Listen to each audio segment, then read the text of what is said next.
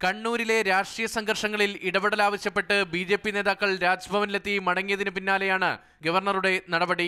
BJP. നേതാക്കളുടെ നിവേദനം സർക്കാരിന് കൈമാറിയ ഗവർണർ കർശന നടപടിയെടുക്കാൻ മുഖ്യമന്ത്രിയോട് നിർദ്ദേശിച്ചു. സമാധാനം ആഗ്രഹിക്കുന്ന ജനതയ്ക്ക് ആശ്വാസം പകരുന്ന നിലപാട് മുഖ്യമന്ത്രിയിൽ നിന്നുണ്ടാകണം. ഇടത് സർക്കാർ അധികാരമേറ്റ ശേഷം 14 RSS ബി.ജെ.പി. പ്രവർത്തകർ കൊല്ലപ്പെട്ടെന്ന് ബി.ജെ.പി. നേതാക്കൾ ഗവർണറെ അറിയിച്ചു.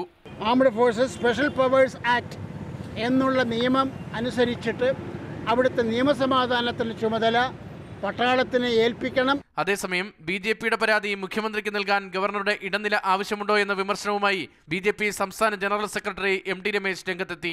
പിണറായിയിൽ നിന്നും നീതി ലഭിക്കില്ലെന്ന് ഉറപ്പുള്ളതിനാലാണ് ഗവർണർക്ക് നിവേദനം നൽകിയത്. ഗവർണർ എന്ന നിലയിലുള്ള മറ്റ് നടപടികളാണ് ബി.ജെ.പി. പ്രതീക്ഷിക്കുന്നതെന്നും M.T. രമേശ് ഫേസ്ബുക്കിൽ കുറിച്ചു. പയ്യന്നൂരിലെ കൊലപാതകത്തിന് ശേഷം CPM പ്രവർത്തകർ ആഹ്ലാദ പ്രകടനം നടത്തിയെന്ന് കുമ്മനം രാജശേഖരൻ ആരോപിച്ചു. ട്വിറ്ററിൽ ഒരു വീഡിയോയും പോസ്റ്റ് ചെയ്തു. സ്ഥിതിഗതികൾ കേന്ദ്ര സർക്കാരിനെ അറിയിക്കുമെന്ന് കേന്ദ്രമന്ത്രി ഗിരിരാജ് സിംഗ് പറഞ്ഞു. This government is like a terrorist government. മർദ്ദനമേറ്റ പഞ്ചായത്ത് അംഗങ്ങളെ സന്ദർശിക്കാനായി കോട്ടയത്തെത്തിയതായിരുന്നു കേന്ദ്രമന്ത്രി. മാതൃഭൂമി ന്യൂസ്, തിരുവനന്തപുരം.